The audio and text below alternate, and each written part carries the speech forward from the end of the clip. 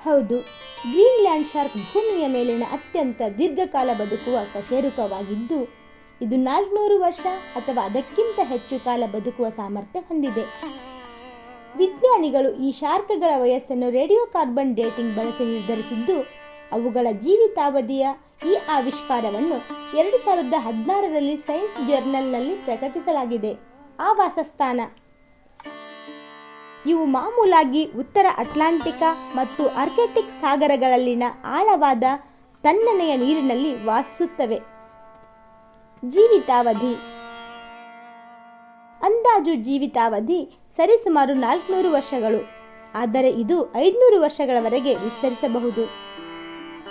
ದೀರ್ಘಾಯುಷ್ಯಕ್ಕೆ ಕಾರಣ: ಇದರ ನಿಧಾನ ಚಲನೆಗಳು ಮತ್ತು ನಿಧಾನ ಚಯಾಪಚಯ ಕ್ರಿಯೆ, DNA ರಿಪೇರಿ ಮಾಡಿಕೊಳ್ಳುವ ಸಾಮರ್ಥ್ಯ ಹಾಗೂ ಸಾಗರದ ಆಳದಲ್ಲಿರುವ ತಣ್ಣನೆಯ ನೀರು ಇವುಗಳ ದೀರ್ಘಾಯುಷ್ಯಕ್ಕೆ ಪ್ರಮುಖ ಕಾರಣಗಳಾಗಿವೆ.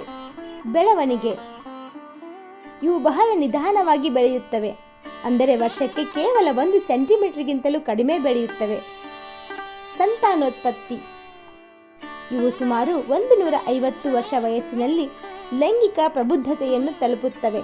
ದೈಹಿಕ ಗುಣಲಕ್ಷಣಗಳು: ಇವು 5 ರಿಂದ 7 ಮೀಟರ್ ಉದ್ದದವರೆಗೆ ಬೆಳೆಯಬಹುದು ಮತ್ತು 10 ಕ್ವಿಂಟಲ್ನಷ್ಟು ತೂಕವಿರುತ್ತವೆ. ಚಿಕ್ಕ ಚೊಕ್ಕ ಮಾಹಿತಿಗಾಗಿ ನಮ್ಮ ಚಾನೆಲ್ ಸಬ್ಸ್ಕ್ರೈಬ್ ಮಾಡಿ.